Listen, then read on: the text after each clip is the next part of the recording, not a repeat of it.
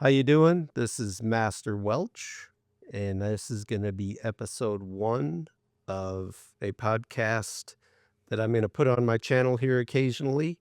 I'm sitting here tonight with MightQDawg. He is uh, a game collector himself and also runs or is part of another group called the Cartridge Club, in which they put on podcasts once a month right now with the game of the months. And he also, on his personal channel, gives updates on what he has going on in his gaming life in a one-to-one personal manner. So how you doing tonight, MightQDawg?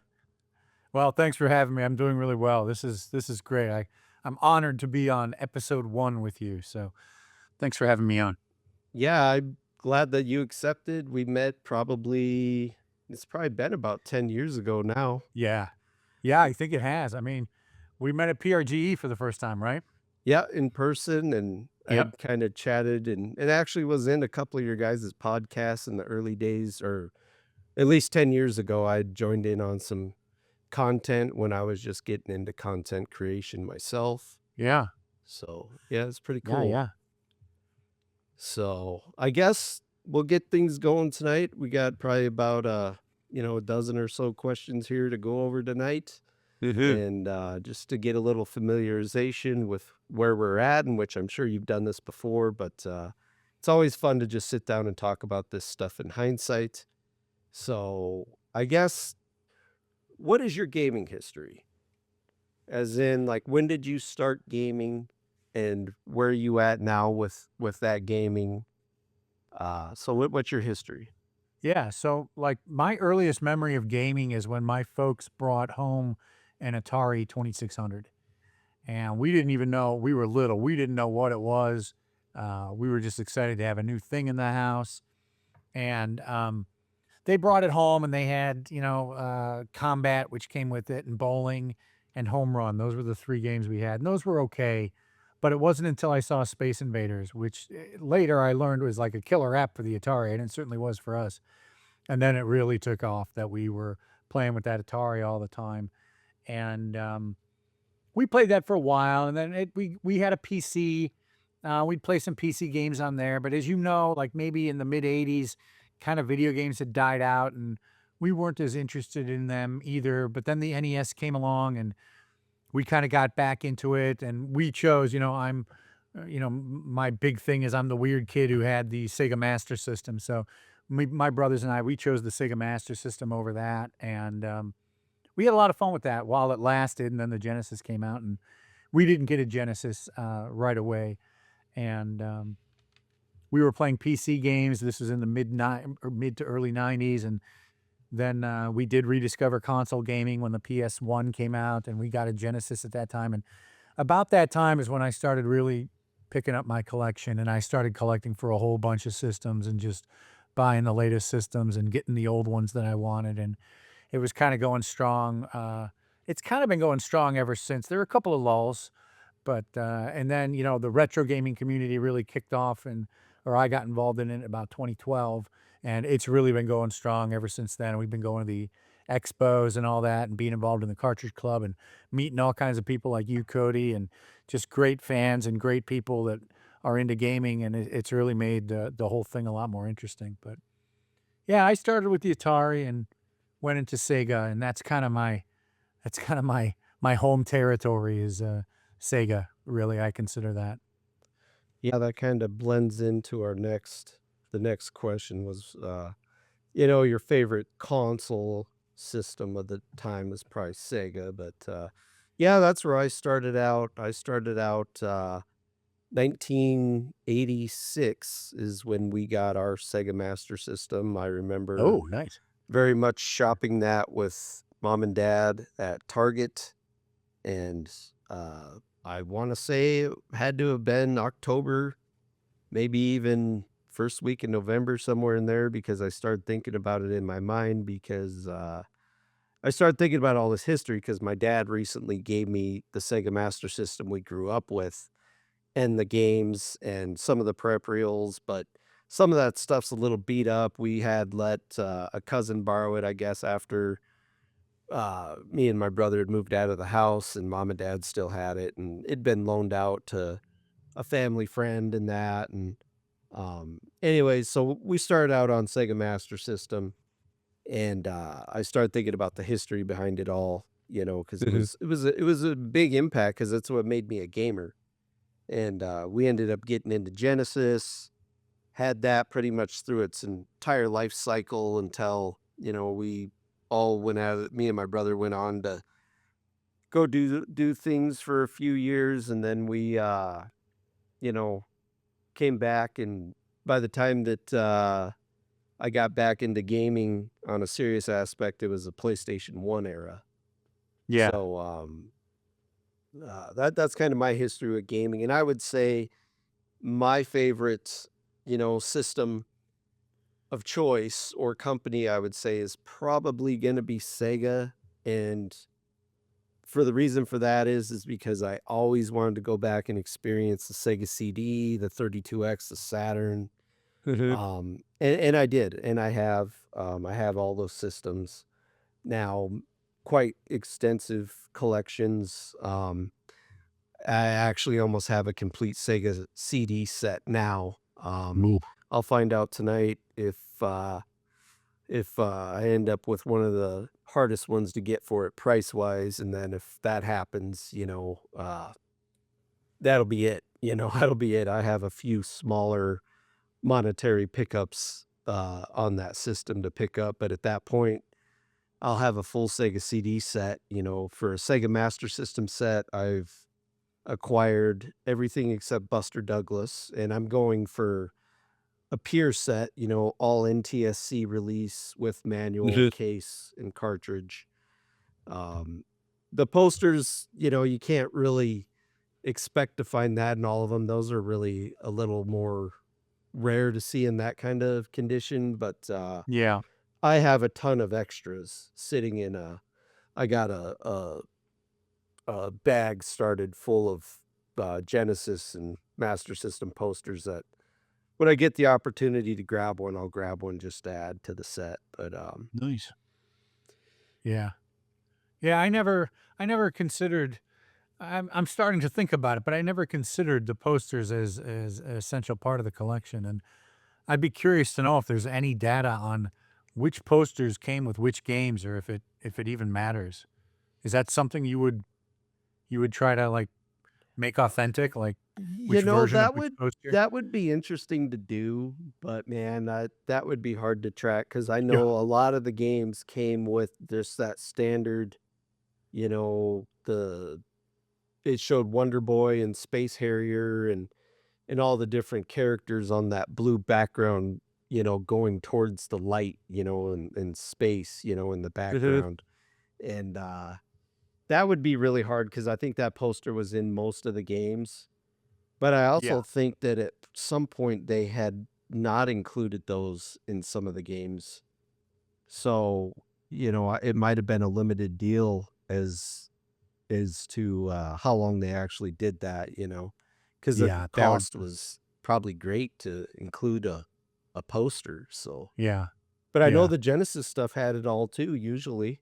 Yeah. This when I think about all that, I mean the Genesis had a lot more poster variants, that's for sure. Oh, sure, yeah, and that'd be really difficult to track down, but yeah. Well, But that's awesome. Complete almost complete Sega CD, that's impressive. yeah, and there's a couple offshoots, I think there's a couple duplicate games that you can get in combo packs, which Mhm. when in the long run, those are really minimal. Like I think the most last expensive game I got was Snatcher, and Mm. those are just such a chore to look at. Spending that money to do that, but I'm just I'm just like, man, you want to do this, and if you want an end game, there it is. You have to do Mhm, it, mhm.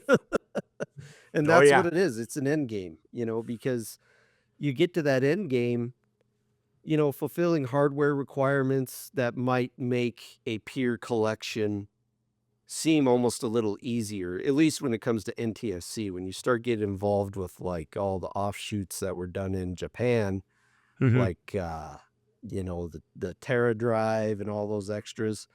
That's just something that's probably gonna be out of reach until someday you may get lucky and find one at a good price, you know? Mhm. And even then, you're gonna be scratching your head like, "Did I really need to buy all the Japanese stuff?" You know, because it was never part of my life, you know? Right. Yeah. So, that's an interesting concept to talk about, maybe at another date, you know? But, Sure. I guess, it's pretty cool that we're both invested into Sega. Like, how far are you on your, Sega? Well, I have what I consider to be a complete US Master System collection. Now, hardcore collectors for the Master System know there's some UPC symbols. I technically don't. I have 2 games that I don't have the UPC symbol for, um, but, uh, I consider those too easily duplicated or faked, and, um and they're very expensive to pay for. So I have the cartridge and box and manual for Sonic, and I don't have the UPC symbol. Um, and I've started to collect the PAL games where I can, and I started to do a little some of the Japanese games. That's mostly just for fun. I'm not looking for anything complete there. I really just wanted the complete U.S. Master System because that was sort of that's been a huge game system for me. I mean, it's just hugely impactful on my life and on gaming. So having that done was really cool. And then, I was a fan of the Genesis, or I was monitoring the Genesis, because it came out like we got our Master System in '88. And so the Genesis came out less than a year later. And so I was like, oh, come on. We just bought this other Sega. I had no idea the Genesis was coming, but I was kind of following it. I was on the verge of buying one, and then I used my money to buy a CD player instead, and so we got our Sega Genesis many years later, and I've been collecting for that ever since. We have 32X.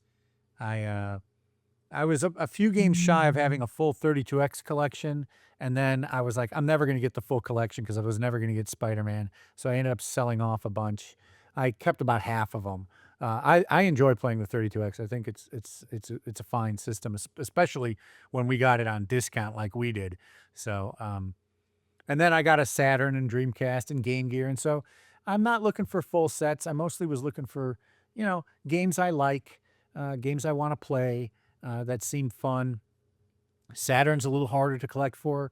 Sega CD, same thing. I have the games that I kinda want for the Sega CD, and, yeah, so I'm pretty well along. I'm pretty happy with my collection. I'll buy a couple games here and there if I see them, if they're a good price.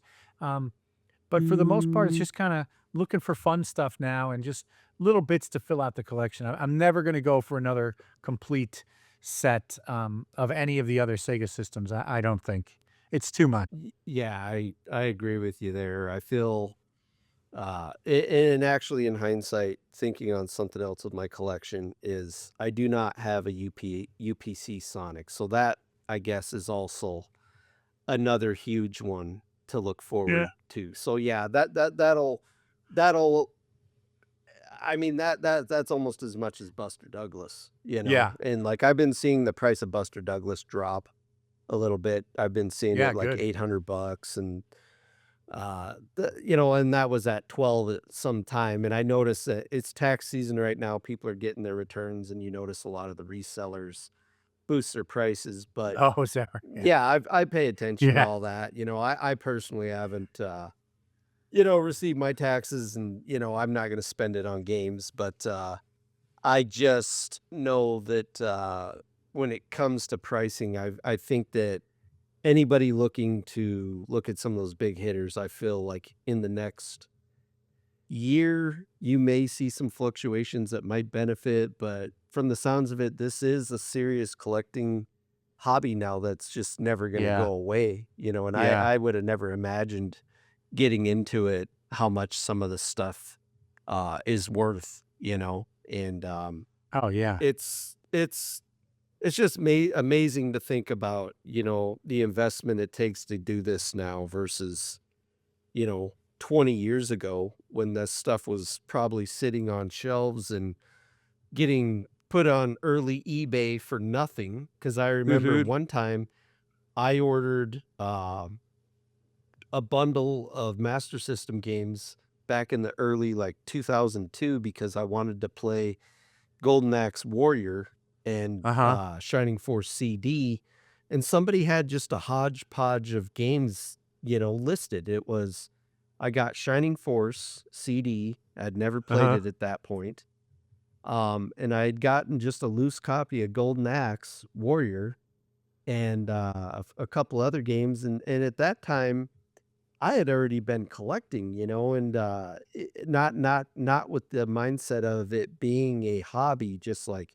I had already acquired a lot, like I had an N64, Mhm. bunch of games, PS1, a bunch of games, and I was like, "I wanna go relive the Master System," that was an awesome time in my life, and, yeah, so that's just looking at the investment factor of things and, how things have played out, it's a big deal, it's a big deal to actually take on this hobby. Um, and I guess, let's kind of get into the next question. We had a couple blend in there together, which is great. Um, what is your goals for the collection? Full set specific titles that bring memory or both, Like I think we might have covered a little bit of that, but Well, yeah, I actually I'll add to it because I think I just mentioned I'm not looking for full libraries for the most part. However, so I'll say this and then I'll generalize it. I did last last PRGE, I got a bunch of 5200 games. The Atari 5200, which is like just the most hated system from Atari. Like nobody, everybody's down on this system. But I learned that I was only like 10 cartridges away from a full set. And the library's not that big. It's like 69 games. And so I may actually go after a full set there, which is weird because I didn't grow up with the 5200. I grew up with the 2600. I didn't get a 5200 until about 13 years ago. I got it in 2013. And it's a fine system. I enjoy it. It has really nice arcade conversions from that time period, from the mid to, early to mid '80s. So I may go for a complete collection there because it's going to be readily, pretty easy to do. Uh, but as far as the ultimate goals for like my general collection, I you know I just I go to these expos now, and pretty much we only go to PRGE anymore. There were years where we went to multiple, but it's just like whatever I feel like around that time of year, and I think if I look at it historically, I've kind of been focusing on the cartridge stuff, like the stuff from the '90s. So maybe some Atari stuff, maybe some Sega Master System. If they have it, I almost always buy something. I did a lot of Genesis. Um, but I'm kinda sticking with the cartridges. I guess I'm a little bit wary of, buying some of these CDs. I keep hearing about disc rot and all this stuff, and I know, any physical medium can be damaged over time, but these cartridges seem to be pretty good. So, I'm mostly just kinda buying what I feel like and whatever I feel like at the time when we go to these expos. So, for the I don't know. Yeah. no, It's kind of on a whim, really, because I kinda have all the stuff that I grew up playing, and so it's just kinda what seems cool or maybe what I saw in a magazine, 30 years ago, and I'm like, "Oh, I remember hearing about that game, and I don't know anything about it. Maybe I'll buy it." And yeah, I always like to buy an NES game, I always like to have at least one NES cartridge, because that was such a huge cultural thing, and I have most of the NES games I want now, but every now and then I'll see one that maybe looks cool or that I read about in GamePro or something, and I'll be like, "I'll just grab this." yeah, that's kind of where I'm at. When you get to a point where you have a lot of the classics that you remembered growing up and the big hitter games that were popular and fun to play. I Mhm, have most of those when it comes to like the Sega stuff, but mhm. uh, I guess seeing an old article or seeing a game, pop up and you're like, wait, I remember that. Like what was one like even for NES? Like I had a bunch of NES and N64 stuff, even GameCube, when I got into this a little more serious, probably about 10 years ago. I made a decision to, and this was probably like 2, 3 years after that, I made a decision to get rid of all the Nintendo stuff because I had already invested so much in a direction that I wanted to stay on that path because I can remember in the PlayStation 1, 2, 360, and the PS3 era, Mhm. trying to buy all the games for all the systems as they came out at release. And I was like, "Dude, That's I'm just not doing that, man. I'm gonna set this direction and stay on it." yeah. But, I've kinda reached a point too where it's like, I hate to say this, but I'm almost like, I feel like I'm gonna end up rebuying some Nintendo stuff, like, be it all the Super Mario Brother games, in which I found those at a garage sale, last spring, actually, Mhm. and it came with all 3 Marios, Metroid, and, I think Dr. Mario. So I ended up buying it, with a system, and it was like 30 bucks. I mean, I didn't think about any Oof. kind of guilt or anything. There was just some older couple trying to get rid of it, and the flip door on the Nintendo was missing. So I was like, whatever, man. I'll just, Yeah. they said, "Well, shoot me an offer." And I just said 30 bucks and they took it. And I was like, I don't feel bad at all. Whatever, No, So and it's not that's awesome. because, I'm not a reseller. I don't care about that. There's some people that get inflamed over stuff like that. And it's like, I'm not a reseller. I'm just somebody who wants to experience games because I like graphics, I like game music, I like all that era of Yeah. time. Yeah. And that's where I'm at with it. So if I can get a good deal, I'm gonna take advantage of it for my Yeah. sake, not because I'm thinking, "Oh, I can go slap a sticker on this and make a bunch of money?" Yeah, So, right, right. Yeah. you see a lot of that and people get inflamed about it, but, I'm not on that level, so Mhm. that's just how it is. But, is there any, like, specific games that bring you, a lot of joy to think back on? Well, I think I mean, honestly, yeah, I think if there's probably a number of Sega Master System games because that was at a period in my life, where I was like a young teenage, almost a teenage, a little bit, you know, and I had a lot of free time um so I mean, if I were to pick a couple that, this is one of my favorites. Every time I hear the music or I play the game for a little bit, I just love it to death, and that's Miracle Warriors for the Master System. That was my first RPG.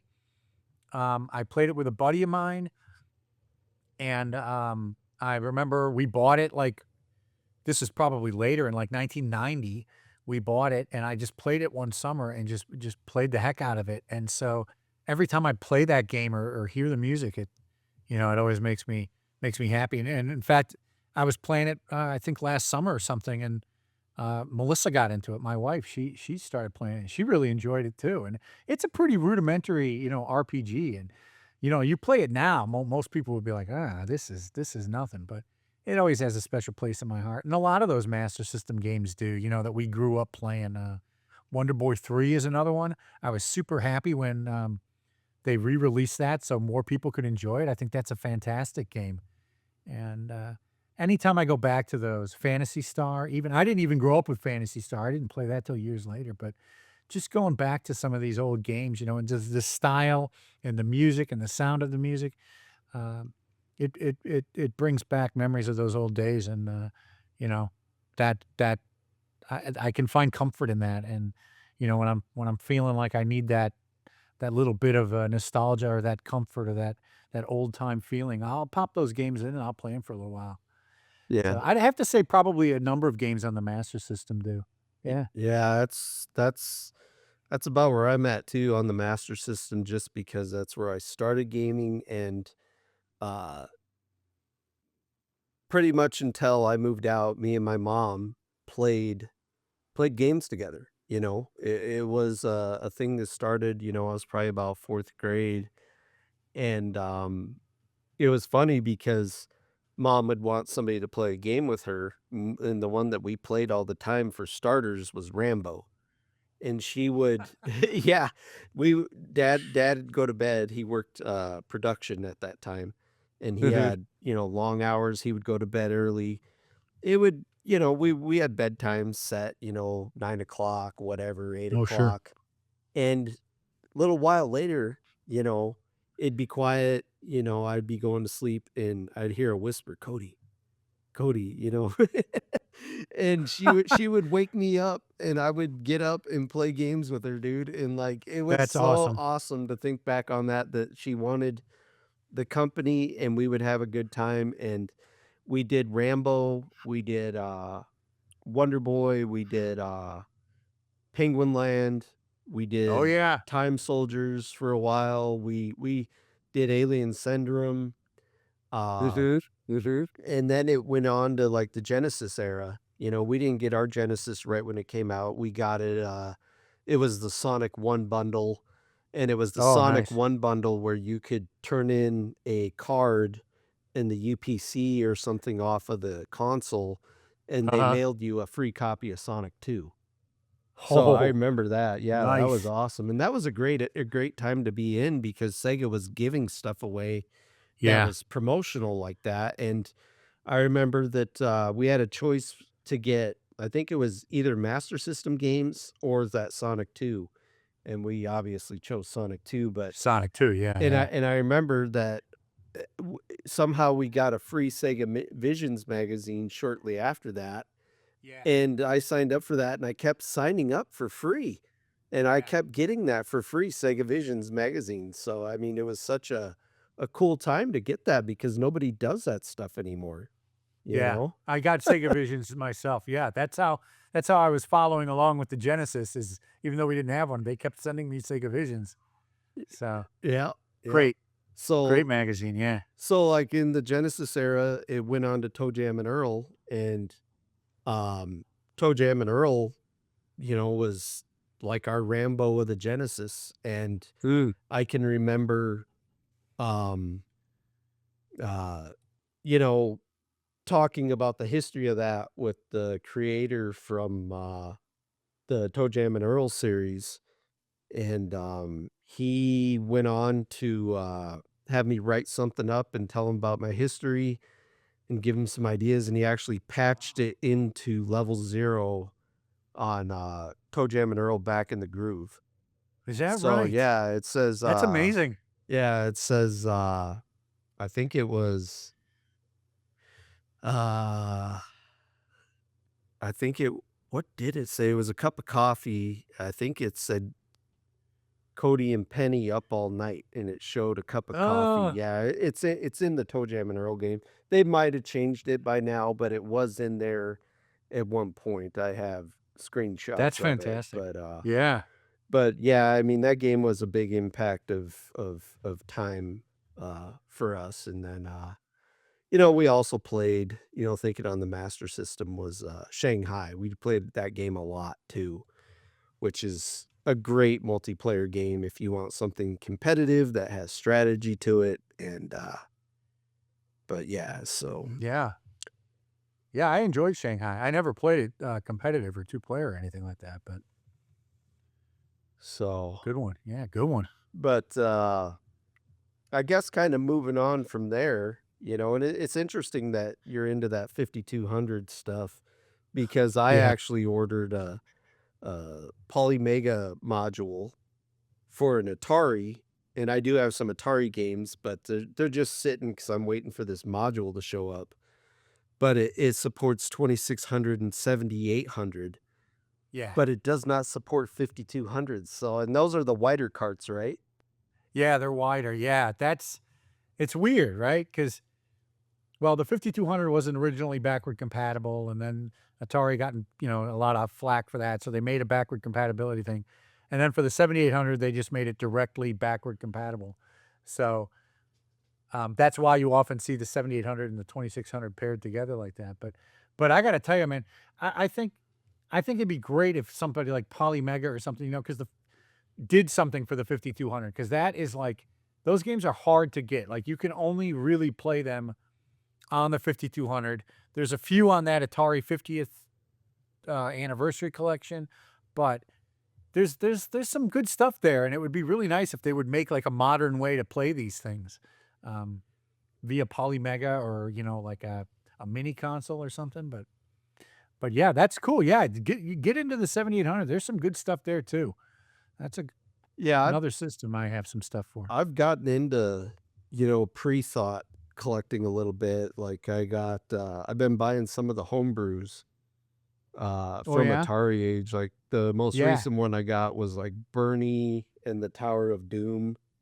Uh-huh. And I picked up it was a couple like dungeon crawlers. I put them in a bin already. I don't have them handy, but I can't remember what they were called, but there was a 1 and 2, and it was almost like some kinda RPG where you make progress and you go to towns and then you're working your way towards this tower type thing, and I thought it looked Really? pretty interesting, yeah, so This is for eventually, the I think it was for the 2600, 2600? Okay. but, eventually when I my goal this spring is to go through and sort everything to perfection, like, I got a lot of mixed bins of stuff, like, Yeah.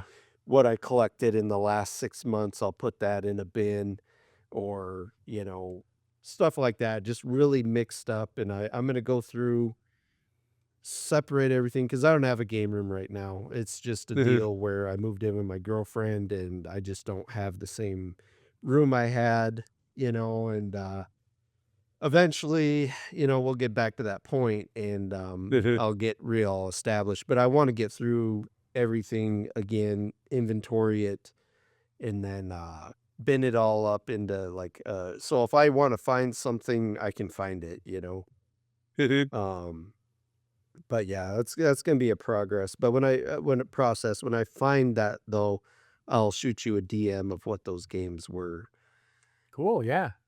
Yeah, it's really cool that Atari's re-releasing stuff. I bought a few myself, but I've been tempted to buy more. The thing that I'm really into more than the Atari, though, is the Intellivision stuff. I feel Oh, yeah. the Intellivision homebrews and just looking at Intellivision games in general, there is there is a significant difference, there's a significant difference, and these homebrews that they're coming out with on the Intellivision now are Mhm. just they're amazing. There's this one called uh, Anthropomorphic Force, AF for Mhm. short.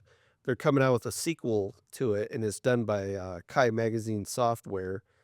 And their releases are just they're stunning, man. You got to check them out. Look up Kai Magazine and Intellivision because Alright. they have this one like called A Tale of Dragons and Swords, I believe was the name of it, and that's like a Zelda dungeon crawler. And Wow. it is amazing. It had these homebrews are taking advantage of, the IntelliVoice module. They're Oh, taking yeah. advantage of ECS 6-channel audio, with enhanced graphics. Because what they're doing is they're building a more capable cartridge. And, Yeah. this Kai Magazine software is even doing it with the Genesis games now. Their last 2 releases have this special cartridge board in it that gives it almost Sega CD quality audio off the cartridge. Ooh, okay. So, they have, another one coming out soon called, what the heck is the name of that? Something Mars Part 2. I can't remember if it was like Return to Mars or whatever, but Okay. it's like a Metroidvania of sorts, I played the first one. The second one, they're obviously just gonna be building on uh, this engine they built, and, I'm really excited about it. I'm also excited to Nice. see what they do for the Intellivision. I'm surprised they haven't jumped into Atari yet, but, who knows? Who knows? It might be just the limitations of the ideas that they have that the Atari, just doesn't fulfill, I suppose. Yeah. But, These How do you play these in television? Does Polymega have an Intellivision module, or do you have a system, or what?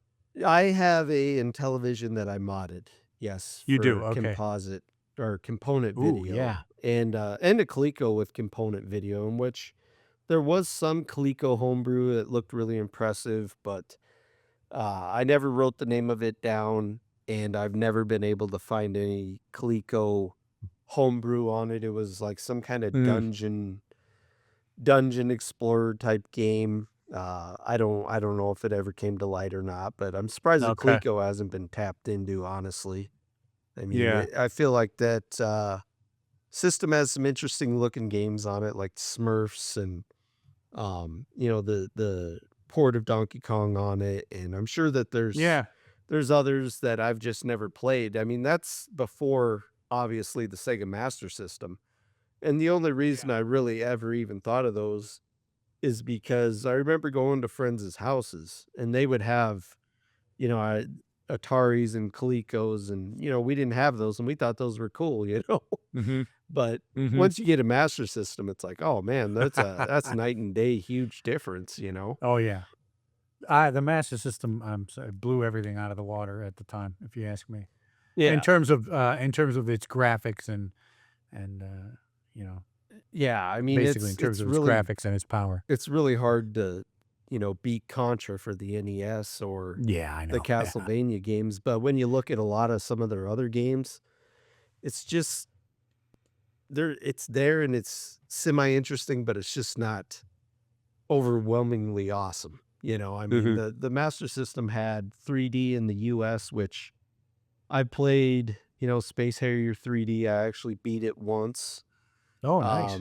I don't have Outrun 3D. That's another one I'd like to add, in which I guess Yeah. with my whole international goals with Sega Master System, I want to get the uniques. I'm not really worried about getting duplicating, great basketball, which might be named Yeah. something else in a different part of the world.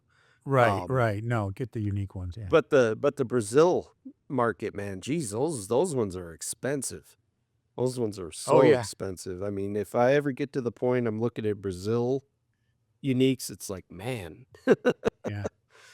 There's there's been a guy coming to PRGE the last couple years selling Brazil, and he's had some of the Brazilian stuff, and, I'd love to get some of it, but it's crazy expensive. Yeah. Yep. Yep. So, I guess to progress forward, what is your current thought on gaming prices, and will that ever go away in your mind? Well, when you yeah, initially, I would say if we're talking about modern gaming prices, um, no. My thoughts on modern gaming prices are, I remember, in the '90s when Sony announced that they were gonna start making, I think it was $50, the standard price for games, and their first party ones would be 40. And, because they were doing CD and they were making them cheaper than the cartridge games, and so I remember for a long time, $50 was the norm, and then it became 60, and now it seems they're pushing 70, and Nintendo even, I think, is pushing 80, and to that, I simply say, it probably won't go away. There's inflation, the games cost more to develop, all of that stuff. I'm sure there's good reasons, but the fact of the matter is my gaming budget is still fixed and my time is fixed. And if they want to charge more per game, then I'm just going to buy fewer games. Um, the modern stuff. They don't. The sales, I still try to follow the sales. Target used to do buy two get one free. They haven't done that in a long time that I've seen. Um, yeah, there's still some good sales, but the fact of the matter is this is a this is a hobby. This is something I do for leisure, and I don't want to pay that much. And so there'll be a few games, um, but the impulse purchases are going to stop, right? Until, unless I see it for $40 or $30 or $20. That's like, to me, like $20 or $30. That's like the I'm just going to buy it price. But um, those are harder to find. And so I'm just going to buy fewer games. And, you and I, we're collectors, right? I've got a backlog of games, on the PlayStation 1 that I still want to play. So I'll just play what I've already got probably and just not buy as much modern stuff. And and then I used to have Game Pass. I thought, oh, Game Pass, that's a great deal. Except they jacked up the prices of that too. I've actually reduced my Game Pass. I talked to the kids and said, listen, what games do you play? And then they said, well, these are what we play. And I'm like, those are all on the basic Game Pass um, subscription on Xbox. So we just went with the basic, and they still can play the games they want. Um, and if you're talking about retro game price, do you want to go first, or do you want me to talk about No, retro no, we can or talk about retro. Go ahead. retro? I've I've been thinking for years that retro prices eventually have to crash, and I still think they will. And the reason is somewhat grim, right? I mean, there are going to be people who grew up with the NES or the Super Nintendo, people my age, and they're just going to start aging out of this, and they eventually are going to realize they got all this stuff in their house, and they're going to need to get rid of it. And I'm going to be the old person out, like you were saying, the old timer out on the street saying, make me an offer and I'll take whatever I can get.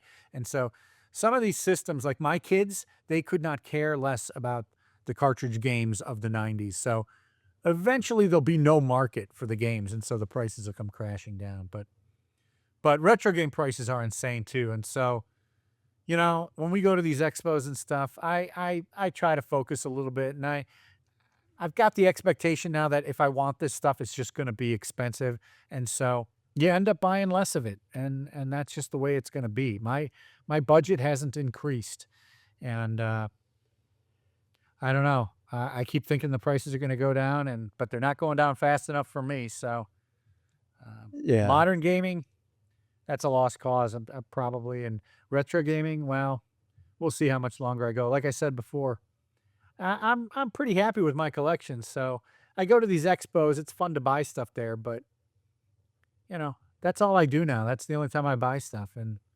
there's a handful every now and then, but it's too much. Yeah.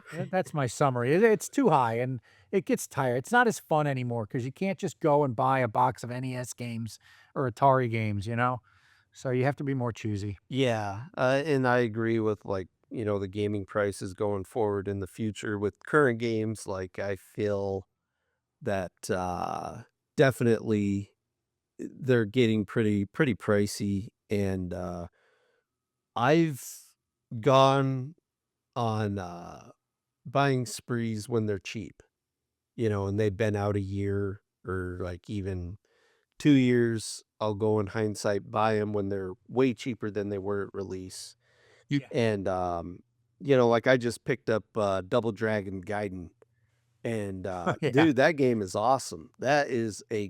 great, uh, pixel, uh, pixel animated, beat 'em up, and it's a lot of fun, with the newer style game mechanics.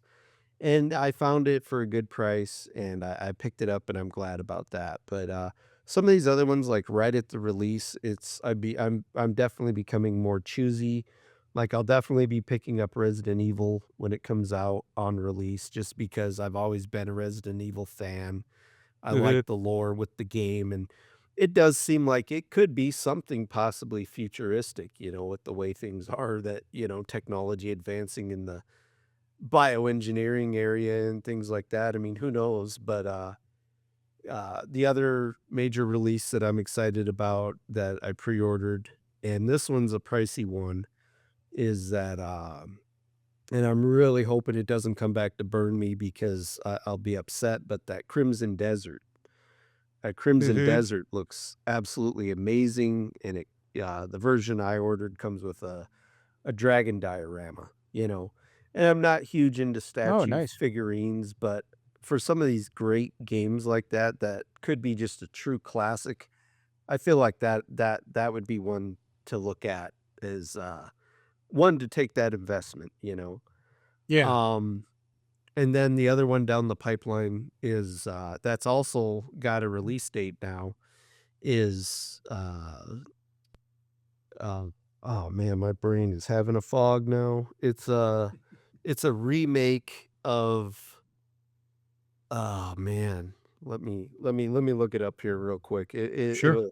It it's it's one that's been in the works for years. I mean, it's been in the works for years. I've had it pre-ordered for years. So, No, I didn't order it from there. Let me look here. In which, it's just been years in the works, and to know that it's finally got a release date is just very exciting.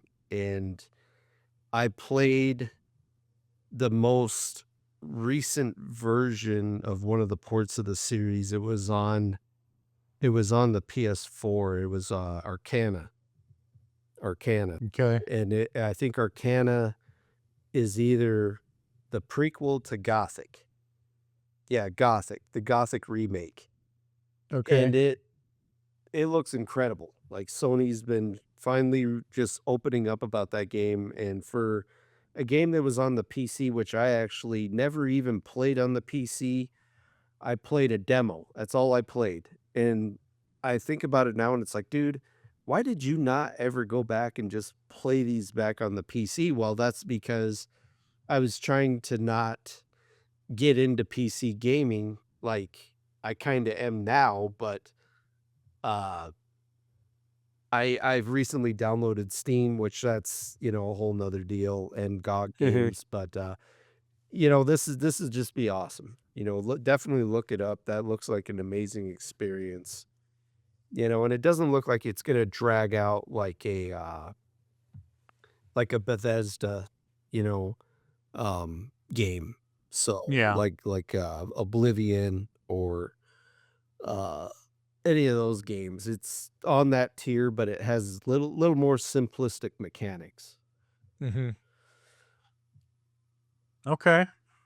And that kind of blends into, future collecting that is on a whim, planning of what your future might be. And, mine's kind of possibly getting into some PC stuff.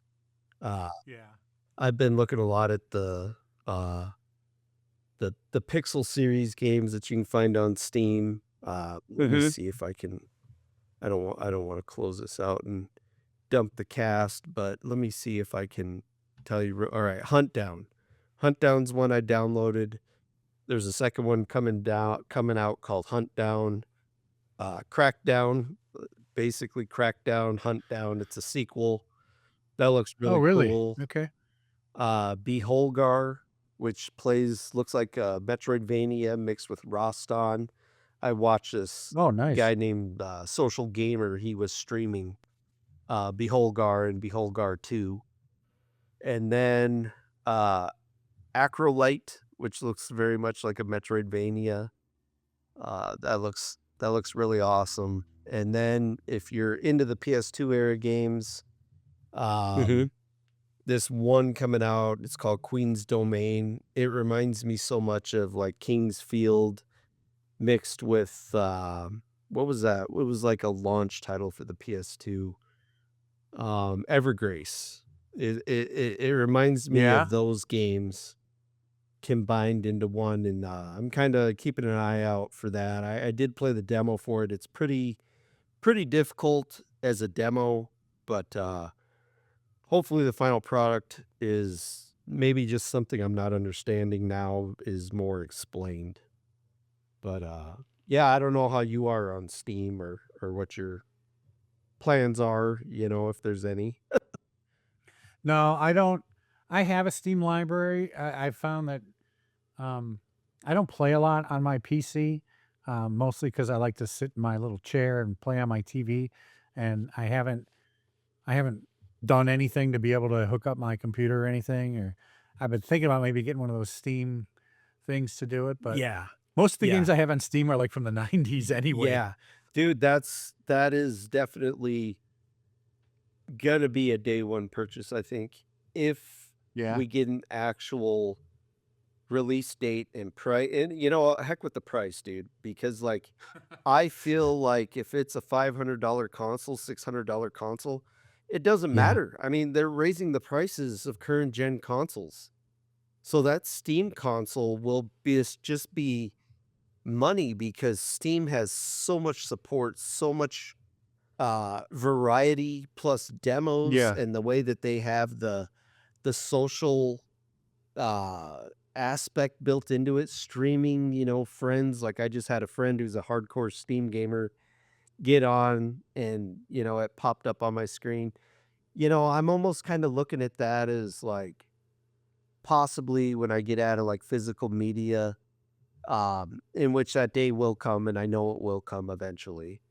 But it Mhm. doesn't mean I'm going to sell everything. But I will, if I'm going to buy nothing but digital, I'm not going to be spending nothing but spending all this money to pay for services like PlayStation Network or, Game Pass for a specific console, specific titles when you could get Steam download it on your PC for free or your console, whatever it is for free and have access to this huge library. And a lot of those console games get ported to Steam. Yeah. And it's even coming out even with the PlayStation stuff that the actual Steam or PC ports have better optimization, better graphics, and it's like, how is Yeah. that possible? Like Yeah. I bought a PS4 Pro and I don't feel like I gained a whole lot out of it. I traded my I didn't even trade my original PS5. I sold it. I sold it to somebody local and I'm just like, man, what did I gain from that? Mhm. Yeah. Yeah. Probably if I had a box of something and played it on my TV, I'm pretty much under the impression that going forward, everything's gonna be mostly digital for me, you know? My physical collections will be for the old time stuff, and any new games I want, I'll just get digitally.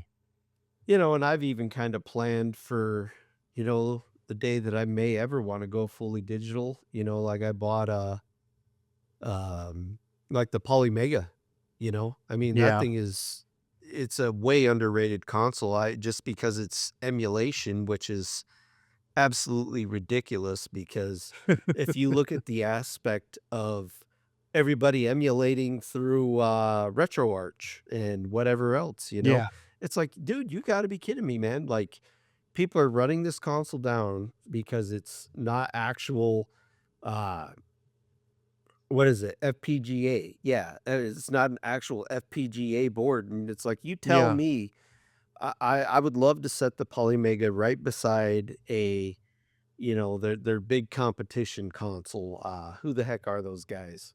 Analog? Yeah, Analog. I'd love to set them Yeah. side by side, and you tell me what is the great big huge difference that makes it stand out so much better. You know, Yeah. and I just don't feel like there would be a great enough argument in the long run other than, oh, somebody took the time to actually try to make this board authentic the best way they can Yeah.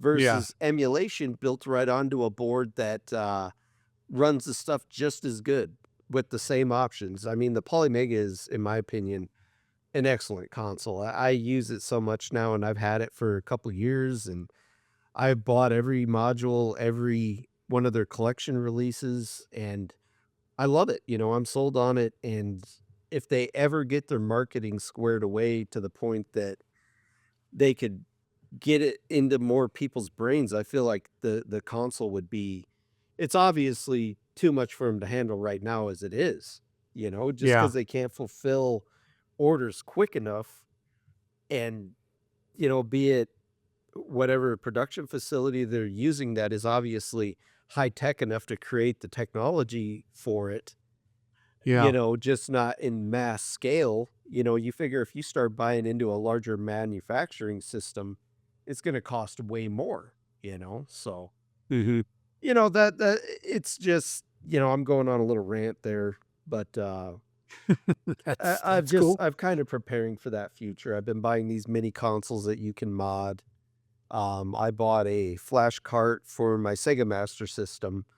Yeah. I bought some a reflashable cart for the Genesis, a reflashable for TurboGrafx, a reflashable for N64, a reflashable for SNES and NES, and, I back up the software off of the PC that operates that stuff, and that's the thing to think about too. If you're getting into that, back that stuff up somewhere else. So if there was a catastrophic wipe of all that kind of stuff and they link it to cookies or whatever, they're not always going to get everybody's, software to do it. Mhm. But yeah, so yeah, that I guess that's kind of where I'm going with it too, in a way.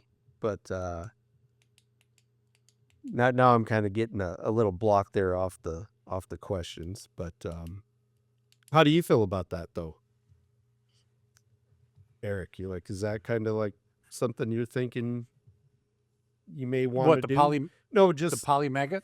yeah, polymega, or even just getting into like having other alternatives at the ready, to make those decisions if you want to just sell it all, Oh, well, or store it all, whatever, so you don't have to have that physical space attached to. yeah. So, okay, so I'm like maybe a mix of these things because I have a bunch of the EverDrives also, and I like to I like two things. I like the convenience of the EverDrives because I can just pop them in, and then pick any number of games um, to play. I like the having the alternative consoles. You mentioned Polymega. I know that I looked at Polymega once and I couldn't. It wasn't available. Like it was sold out or something. And analog is the same way. If you go at any random time, if you go try to buy one of these consoles, they're usually sold out. But I do have some. So I like that. I like having the alternative way to play the physical media with these modern release, these new releases that can play the old cartridges like the analogs and the polymega. Like you can plug your original cartridge or your original CD into those. I do like having the EverDrives because I like the convenience of doing that. But so the reason I say I'm a mix is because I still like to have the physical games, even though I play them off my EverDrive. Right. And it turns out I tend not to, and I can, but I tend not to actually play any of the games I don't really own. So, um, what's going to end up happening, Cody, is I'm going to end up using all the storage space anyway because I like having the physical games, just because I like having the physical. But when it comes to actually playing them, I don't really use them that much. I use the EverDrives, or I guess that's it. I use the EverDrive. Right. Right. And I have the Analog Pocket. That has FPGA cores for a whole bunch of systems. You just load the ROMs on there, and I've used that, to play stuff. So the way I'm going to save space is not by converting everything to digital. It's just going to be by trimming down the stuff I don't play and just getting rid of it, And there's some things I'll never trim down, like you mentioned. The Sega Master System, I will never trim that down. Unfortunately, the people who survive me are going to have to get rid of my Master System collection because I'll die before I get rid of that. Right. But yeah, I like having the physical, even though I don't always use it as my actual play. And I'm going to look at that Polymega because I like it. I like what you're saying about it. And I like it conceptually, and I like having the ability to play the physical media. I mean, there is. And I guess. Go ahead. You can it rips it, right? It actually rips it to Yeah, SD or something, or yeah, and I mean the storage options are terrific. Like you can put an M.2 SATA in it.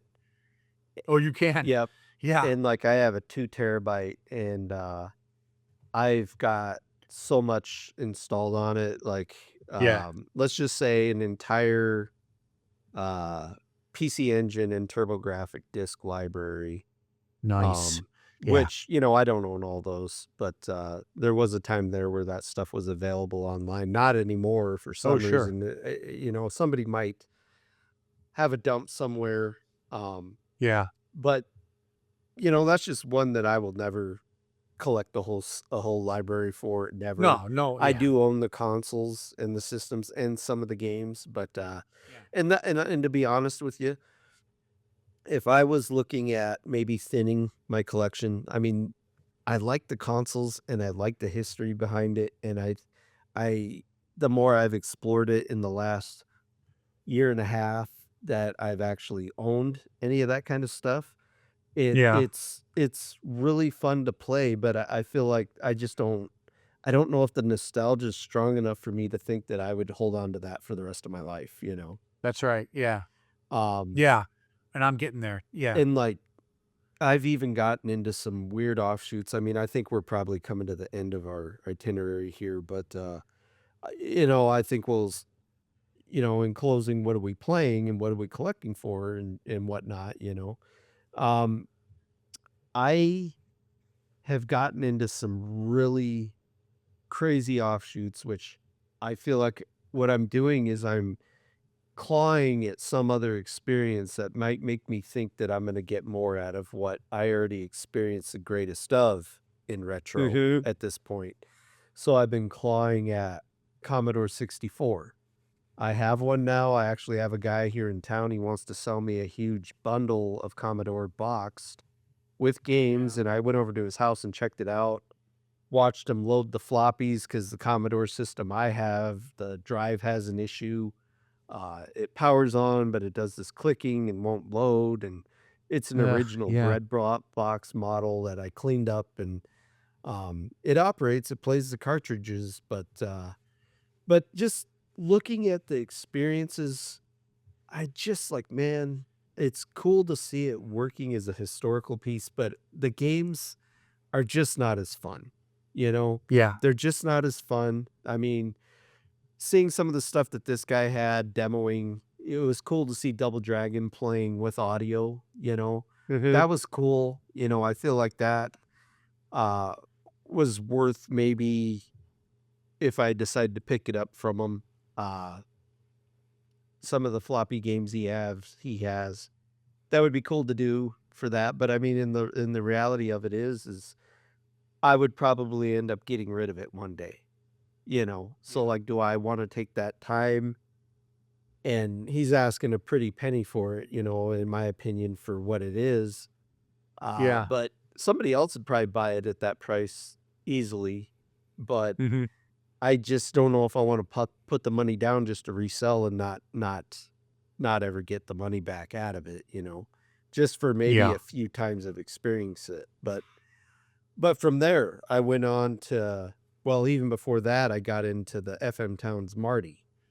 Oh, you Yeah, did? and I sent that thing Wow. off to get it serviced and bought a few of the cool games for it, Yeah. and it's just kinda like, "Man, this is a cool system, but would I really hold on to this in the long term? Probably not." Not even Right. for everybody's classic favorite Splatterhouse, which I don't have, and the funny thing Uh-huh. is it played backup media discs prior to me sending it off to get serviced, and once all the caps had been replaced and brought it back, the drive acts up now with backups, and, the original Oh. discs spin up fine, so it could be the drive's going out, and if the drive goes out, there is no feasible, uh, emulation board that you can buy, because there was one called the Doc Brown where you could put all your ROMs on it, put it in the laser where the laser slot is, install it on there, and then, boot them up off of there,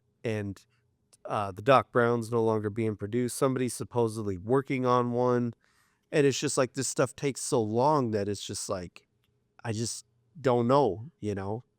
Yeah. Then I got into a huge offshoot from there, even bigger than those, which I'm beginning to regret massively, is Commodore Amiga stuff. I got Oh, yeah? CD32, bought a bunch of Ooh. mods for the CD32.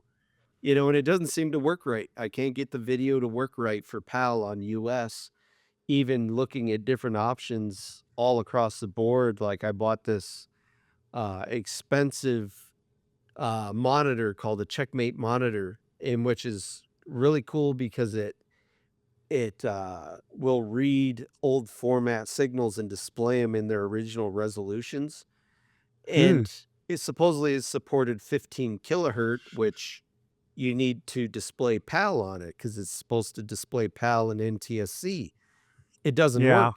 It doesn't work, man. And I'm just like, I didn't even want to argue with the guy about it. I mean, it could be an error with the mod board that I put into it, which,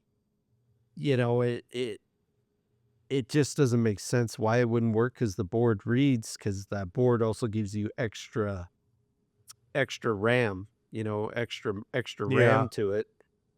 And yeah, so it's just there's that. There's a CD, an actual CD TV. I actually bought a box CD TV looking at the Yeah. mod I don't know that what that into is. an Amiga 500. Well, I can't find the mods, and some of the mods are overseas and they can't ship to the United States Uh, right now because the guy who makes the mods for it's in Poland. So it's like, yeah. man, that's just going to sit there until I could get mods, which could be years. Yeah. And then I bought an Amiga 600, which I'm fine with Oh, that, nice. because I wanted something that'll play the floppy games, in Hmm. which I invested into a bunch of Sega floppy games. I got Space Harrier, Outrun, um, Nice. Thunderblade, Yeah. uh, just all the mainstay games, Crackdown. Uh, so, but the thing is, I got to send it off to get serviced. So every time you mess with these weird, obscure consoles, they just did not have the juice that a Sega Genesis does. That thing could have been picked up out of you look at a Genesis, the thing could have been sitting in a landfill for probably, it's in 20 years dug up. They probably could hook it up and have minor problems with it versus these Yeah. consoles that they tried to make were so advanced with gaming features, and they're just shot, they're just shot Yeah. because they got terrible boards in them, capping. Yeah. So I mean, you look at the build of Sega stuff, it was built with quality. That stuff Yeah. could withstand a solar flare, you know? Yeah. I think you're bringing up a really good point, which I want to talk about briefly. And that's, you're talking about, you mentioned a couple of things. You mentioned sort of consoles that you have no nostalgia for per se, and they're getting older and the hardware is unreliable. And so this is exactly the kind of stuff that I'm, now avoiding. And I'm waiting for the day, for example, when, I have some console and there's no analog, there's no polymega for it. There's, whatever, like the 5200. Like, why should I collect for that? I said I would, but it's like, if that dies, I have no nostalgia for it. And it's the hardware, if the hardware goes, that might be the thing that I'm just like, okay, I'm done with the whole library. And in fact, that happened to me, and I'm sure people are going to be shaking their fists, but my PlayStation Portable no longer reads UMDs. And it's like, okay, there's some good stuff on there, and it was nice while it lasted. But the games I really want to play, um, like Crisis Core, which were unique, and Rondo of Blood, those are two games I bought to play on the PSP. I can play those elsewhere. So I'm actually getting out of PSP because I don't really care that much about the library. And the hardware I can't, I'm not going to mess with the hardware anymore. So it's going to be like, if the hardware dies out on me, then I'm probably done with the whole library. Yeah. And I'll take consolation knowing that my Genesis or my NES or my TurboGrafx or whatever, those things are probably going to keep working for a long time. And there's plenty of stuff I want to play on those. So I think you've hit on something with the unreliable hardware.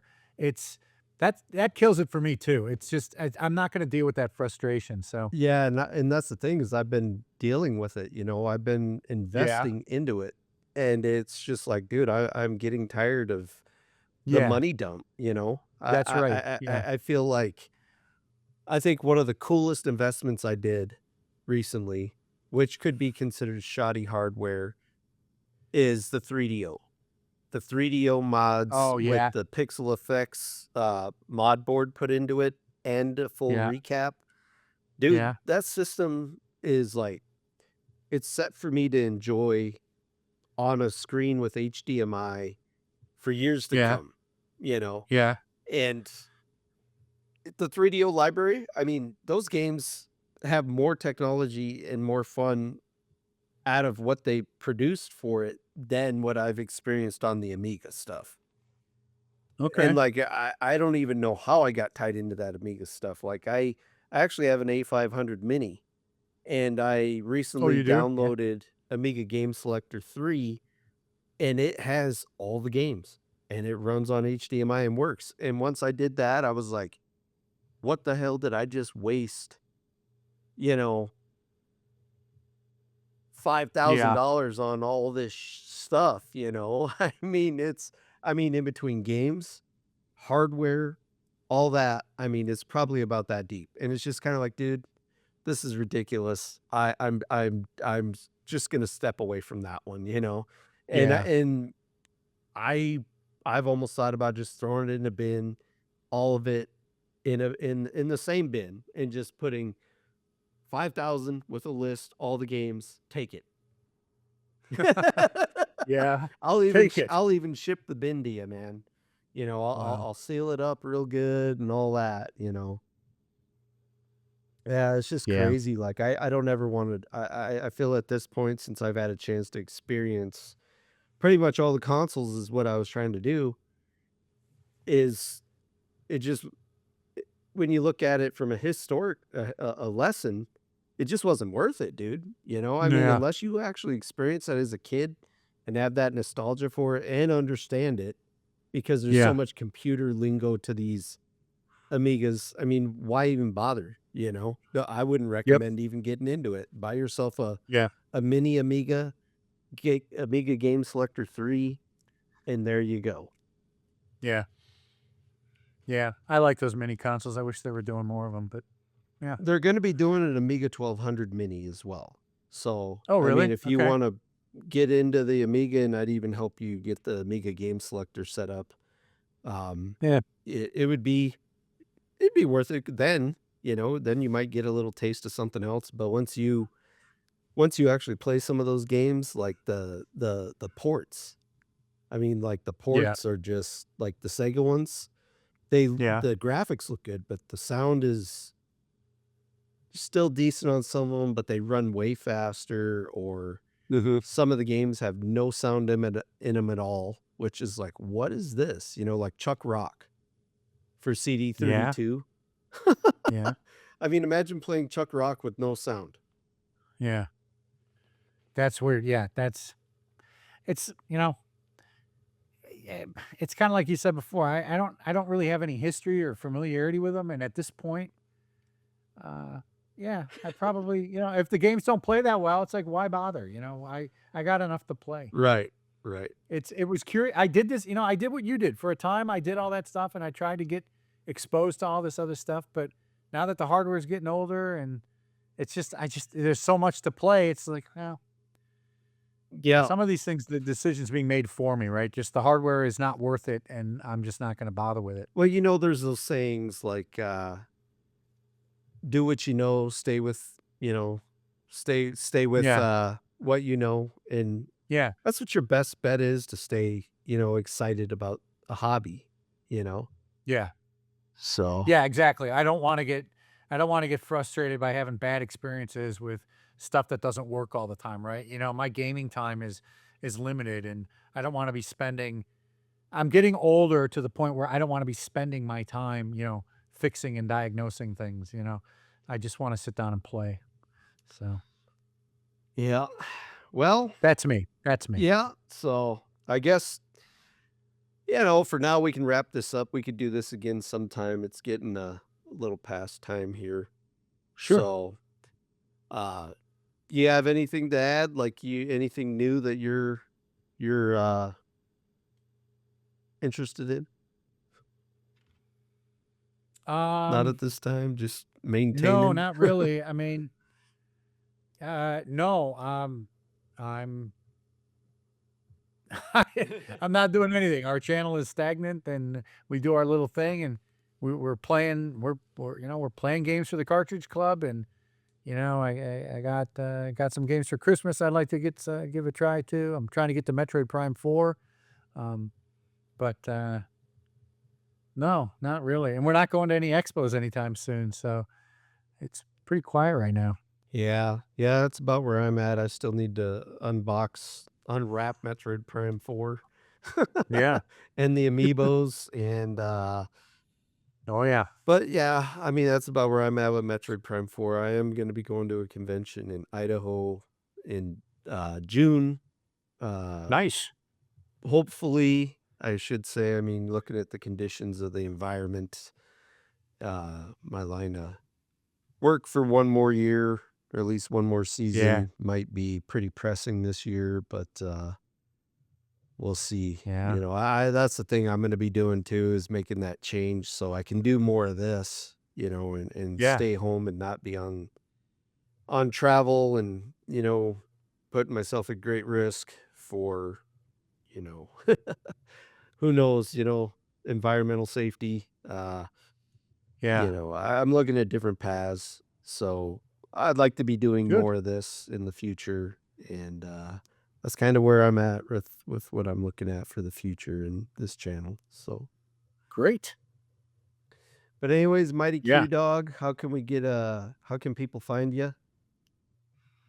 You could find me on X or Twitter, Blue Sky, at MightyQDawg.